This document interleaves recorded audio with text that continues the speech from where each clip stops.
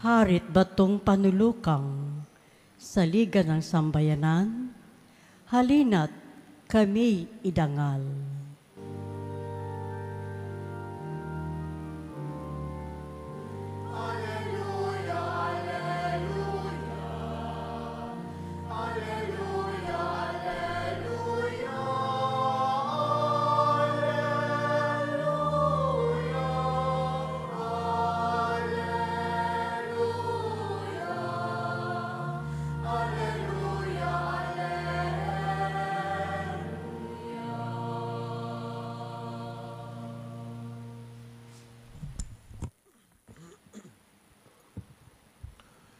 Sumainyo ang Panginoon. At sumaiyo rin. Ang mabuting balita ng Panginoon ayon kay San Lucas. Papuri sa iyo, Panginoon.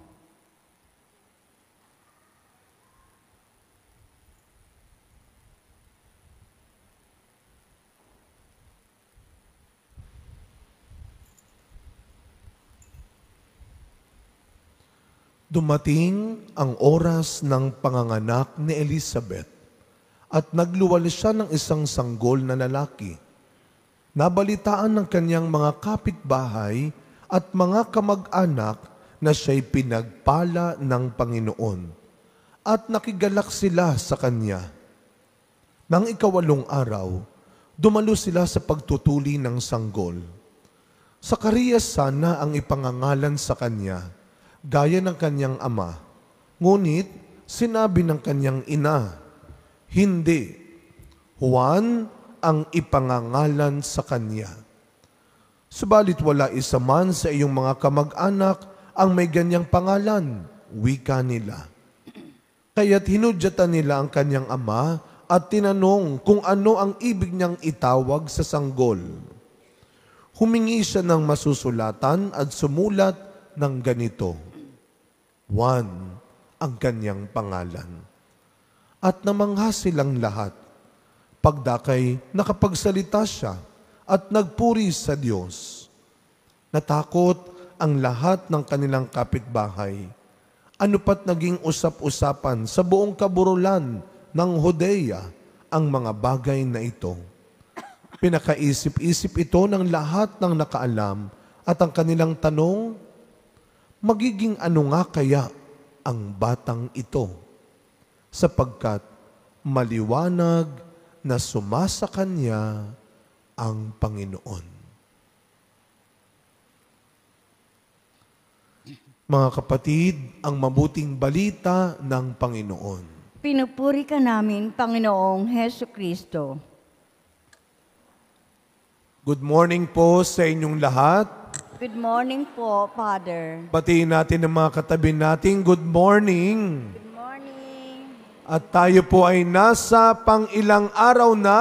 8 araw. Talagang sumagot si sister sa mikropono, no? Galit na galit pa. No, pang-8 araw na tayo. Lahat ng naka-8 araw, tumaas po ang kamay. Taas ang kamay, pumalakpak po tayo at magpasalamat sa Diyos. Thank you, Lord. Sino kaya dito sa inyo yung montik ng tanghaliin? Meron ba dito montik na? Kasi nag-alarm na eh. Last 5 minutes pa. Konti na lang. Kanina ho talaga, no? Parang tutulak mo na yung sarili mo. Pero isa na lang. Isa na lang. Sabihin nyo nga po sa katabi nyo, isa na lang. Isa na lang. Parang di ata Father, isa na lang, makakatikim ka na talaga. No? Isa na lang. Tayo po ay nagpapatuloy ng ating paghahanda pa rin. Sabi natin ay isa na lang. Huwag na tayong susuko pa.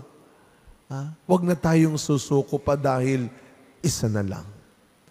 Kaya palakasin natin ang loob ng bawat isa. Naalala ko meron ho akong minimisahan dati. May minimisahan akong dating chapel.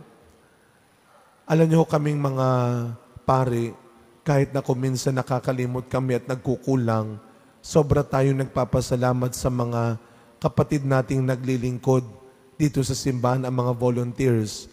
Kaya siguro ngayon pa lamang po, kahit hindi pa tapos ang Misa de Gallo at Simbang Gabi, we would like to thank our parish volunteers na nagsiserve sa atin dito sa simbahan. Palakpakan po natin ang ating mga parish volunteers. Hindi ho biro yan, no? Hindi biro, para bang nag-serve na kaninang gabi, magsiserve pa ngayong umaga, kitang-kita sa mukha ho nila, no? Nung nagsisimula pa yung simbang gabi, fresh na fresh.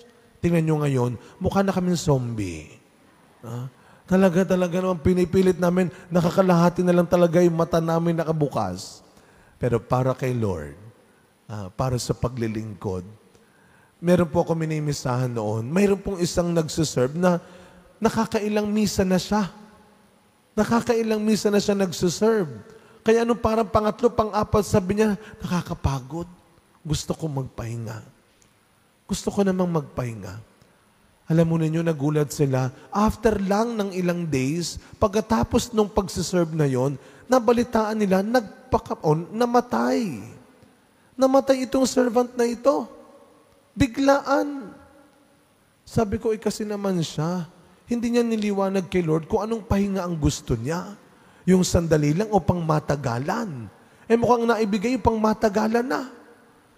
Lungkot at natakot sila. After ng ilang weeks, nagmisa ulit ako doon. Nakita ko yung mga kasama. Nagsiserve pa rin. Tinanong ko, pagod na ba kayo? Ay, hindi pa po, Father. Hindi pa ho. Natakot tuloy. Tanungin nyo nga po yung katabi ninyo, pagod ka na ba? Pagod ka na ba? Parang, hindi pa po, Father. Alam mo ninyo, huwag kayong matakot, mapagod. Basta huwag lang tayong titigil maglingkod. Mamaya ho, kakanta yung ating mga kabataan para mangaroling. Dati ho sa isa kong parokya, binigyan ako ng t-shirt, statement shirt. Ang ganda na nakalagay, siguro marami sa inyo ang gusto nito. Ang nakalagay doon sa t-shirt, pahingi ng pahinga. Pahingi ng pahinga. Siguro ang mga unang hihingi dito, yung mga breadwinner.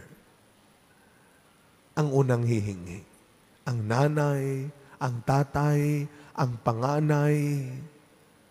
At kahit hindi panganay, pero siya ang bumubuhay. Pahingi ng pahinga. Marami ka ng pinagdaanan, pinaglabanan, huwag kang magpapatalo sa kalaban.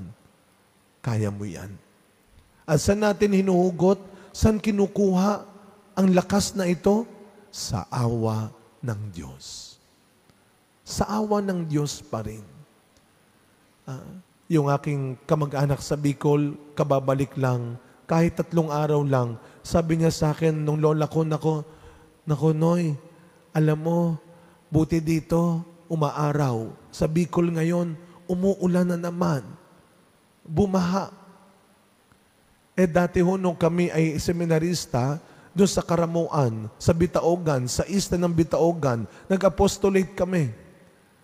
1 buwan kaming nanirahan doon. Alam niyo man ang Bicol, welcoming committee ng mga bagyo. Laging dinadaanan ng bagyo. That time, katatapos na ng bagyong Milenyo. Nung dumating kami, nasira yung dikin nila. Alam niyo po, pagdating namin doon, nakaabang yung mga taga-isla, iwe-welcome kami. Binigyan kami ng meriendang hindi ko makakalimutan. Ang binigay na merienda, malamig na tinapay at mainit na soft drinks. Yung unang aming merienda sa isla. Abay, gutom na kami, aarte pa ba kami? So kinain namin, ininom namin, at tapos inikot na kami, ipinasyal na kami sa isla, pinakilala kami sa mga tao. Nakasalubong namin yung mga tatay, no? Ang trabaho nila doon ay nasa bukid din, no? Hindi lang sa dagat. Sabi ko, kamusta po kayo? Okay lang, brother. Sa awa ng Diyos, nakakaraos. Tapos yung mga nanay, nasa lubong namin, tabi namin, good morning po, kamusta po kayo? Okay lang, brother. Sa awa ng Diyos, nakakaraos. Tapos yung mga bata sa chapel, yun ang aking mga hinawakan noon, nagayos kami ng kapilya nila. Nakakatawa, hindi ko makalimutan, meron kami chandelier gawa sa mga kabibe, sa mga shells. Sabi ko, kamusta kayo dito? Okay lang po kuya. Nakakaraos sa awa ng Diyos. At nung naglalakad kami, daming aso. Kahul ng kahul yung mga aso. Sabi ko, siguro sabi rin ng mga aso, sa awa ng Diyos, nakakaraos. Para bang yun ang kanilang battle cry? Yun ang kanilang prinsipyo. In God's mercy, nakakaraos. At di ba ganyan naman ang pinangahawakan natin araw-araw? Kaya tayo nakakaraos ng isang araw sa awa ng Diyos. Ilang araw na lang, 2 araw na lang, Pasko na. Sama-sama nating balikan ang dakilang awa ng Diyos. Mula sa kwento ng mag-asawang Zacarias at Elizabeth na narinig natin kahapon at ngayon, kung paano sila kinaawaan ng Diyos. Mula sa pagiging matanda na, baog, sila ay pinakinggan ng Diyos sa kanilang panalangin. Mula sa kanilang kalungkutan ng kawalan ng anak. Sabi nga nung akin nakausap kahapon, Father, itong aming anak, miracle baby ito, after 7 years. Kaya wag nating kakalimutan. Hindi nauubos ang awa ng Diyos. Araw-araw panghawakan natin tuwing gumigising tayo. Huwag mo lang paasahin ang sarili mo. Huwag mo lang bulahin ang sarili mo. Na kapag nagsasalamin ka, ang sinasabi mo sa salamin, napaka-pogi mo talaga. Napakaganda mo talaga. Araw-araw, pag tumitingin ka ng salamin, tignan mo ang awa ng Diyos na nagsasabing, kaya mo pa. Pwede ka pa. Wala ka pa sa dead end. Pwede ka pang mag-U-turn. Hanggat nabubuhay pa tayo, marami pang ibang paraan para mabuhay. Every day, God is giving us the choice and the chance to live again and to believe more. As I always say, what you can do, it is your power. And what others can do to you, it is your choice. Huwag mong hayaan na sirain ng isang pagkakamali, na sirain ng isang pagkakasala, na sirain lalo na ng kung anuman at sinuman ang iyong angking kabutihan. Kaya anong nangyari kay Zacarias? Pagkatapos siyang patahimikin ng anghel, dahil hindi siya kagad naniwala, naalala po ninyo, pagkatapos siyang patahimikin sa ebanghelyo natin ngayon, siya ay muling nakapagsalita upang sabihing Juan ang kanyang pangalan. In God's perfect time and way, He can always use you. Sabi ni Saint Mother Teresa of Calcutta, allow God to use you without consulting you. Allow God to use you without consulting you. At araw-araw, kaya niyang gawin yan. We are all called to become selfless, not selfish. Kaya ngayong darating na Pasko, huwag kang madamot sa sarili mo. Bigyan mo rin ng regalo ang sarili mo. At higit sa pagpapariband, pagpapakulay ng buhok, pagbili ng damit, pagbili ng material na bagay, pagbili ng mga kung ano-anong gamit sa buhay, hindi naman po masama yun. Pero meron pang mas dakilang regalo para sa sarili mo. Yan ay ang muli mong pagtitiwala sa kakayahan at kabutihan mo. Nakakahapon ho, kagabi, yung aming simbang gabi, nakakatuwang tignan kayo. Sabi ko nga, isa ito sa mga mamimiss ko pagtapos ng simbang gabi, yung makita kayong halos lahat pare-pareho ng suot. Ito na yung sabi kong challenging na kulay ng isusuot, yung gold. Sabi ko, paano kaya sila magsusuot ng gold? Alam nyo, kagabi, may nakita ako. Hindi siya naka-gold. Alam niyo kung saan dinaan? Nagsuot ng gold necklace. Gold na hikaw. Ang lalaki ng gininto ang singsing. Dinaan sa gold. na alahas. Pero may tinanong ako kagabi, tingnan ko kung meron din po dito. Meron ba dito nag-golden anniversary na? Meron ba ditong mag-asawa na nag-golden anniversary? Kagabi meron. Golden anniversary nila. Yung nag-golden year this year, yung nag-50 years old this year, meron ba dito? Baka kayo sister, 50 years old, tayo nga po kayo sister. Tayo po kayo sister. O, palakpakan natin ang ating golden lady. Bigyan natin ng regalo ang ating golden sister. Sister, Merry Christmas po. Mula kay Kuya Paul. Ayan. Ay, mula pala sa atin. Meron pa po bang nag-golden this? O, tinan mo, sabi ko na nga ba eh. Pag mayroon na tumayong isa, may tatayo na ring isa. O, sister, happy golden lady this year. Ayun si sister. Isa pa. Anak. Meron pa po ba? Wala na. Ay, salamat dahil wala na tayong regalo. Yes, sister. Thank you po. Kayo rin? Brother, tayo ka, brother. 50 ka rin this year? Lord, patawad na. Hindi po, meron po tayo after the Mass. Palakpakan din natin si brother sa labas. Happy 50 years this year. Alam mo ninyo, hindi biro yung 50. Kaya minsan, yung mga kabataan, sinasabi ko, bata pa ako, matagal pa ako. Are you sure? With the lifestyle that you have, sa mga pinagagawa nyo ngayon, baka ni 30 hindi kayo umabot. Kaya yung 50 years old, ay talagang thank you Lord, umabot pa ako ng 50. Umabot pa ako ng 50. Sana ito yung lagi mong tatandaan. When you count your blessings, you always count yourself in. That indeed, you are God's beautiful gift in this world. You are God's one great grace. Kaya, huwag masyadong maliit, huwag masyadong mababa, at masyadong kawawa ang tingin mo sa sarili mo. The best thing that we receive next to our life is our name. Yung pangalan natin, kaya napakalaga. Kita niyo po sa ebanghelyo natin ngayon, pinagkaguluhan ng pagbibigay ng pangalan. Noon pa lang pala, marami ng marites sa buhay. Yung mga kapitbahay nakikialam kung anong pangalan ang ibibigay. Alam niyo po yung pangalan natin, tanungin niyo po ang mga lolo at lola natin. Saan galing ang pangalan noon? Kalendaryo? Sa Biblia? Ang pangalan ng mga lolo ko, Salvador. Ano ba yung isa kong lolo? Ildefonso. Yung lola ko, Rebecca. Aquilina. Ganyan kung saan kinukuha ang pangalan.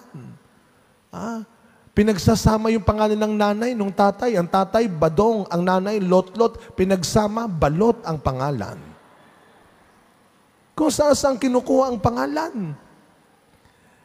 May isang pare, nagbinyag daw siya. Tinanong niya, ano pong pangalan ng bata? Pretty nice. Wow. Pretty na, nice pa. Sabi nung pare yatang nagloloko ito. Ano po bang apelido ninyo?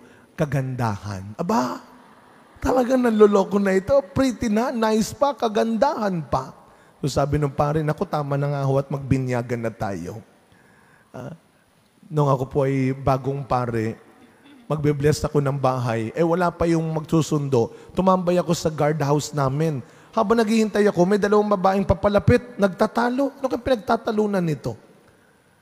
Sabi nung isa, nung malapit-lapit, narinig ko, sabi niya, ikaw na ang tumawag sa pare, ikaw na, baka mag-English, hindi ako marunong.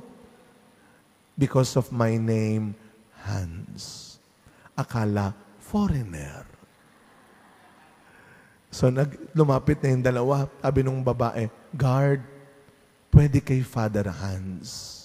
Narinig ko na yung pangalan ko, so lumabas na ako. Sabi ng gwardiya, ayun na po si Father Hans. Alam nyo, sabay silang tumingin sa akin mula bunbunan hanggang talampakan. Sabay sabi nila, siya pala. Parang nang hinayang nung nakita yung mukha ko. Buti na lang may dimples ako. Sabi ng mga magulang natin, anak, mahirap lang tayo. Pero wag mong sisirain ang pangalan natin. Hindi tayo mayaman, pero iingatan mo ang pangalan natin. Because your name is your identity and dignity. Sa pagkapatuloy na misa natin, bago matapos ang taon na ito, tanungin mo ang sarili mo. Anong ginawa mo sa pangalan mo? Anong ginawa mo sa pangalan ng pamilya ninyo? May awa ka pa ba sa sarili mo? Maawa ka naman sa pamilya mo rin. Ingatan mo ang pangalan ninyo sa pamamagitan ng mabubuti at tamang ginagawa mo. Halina, liwanag ng pag-asa. Halina. Amen.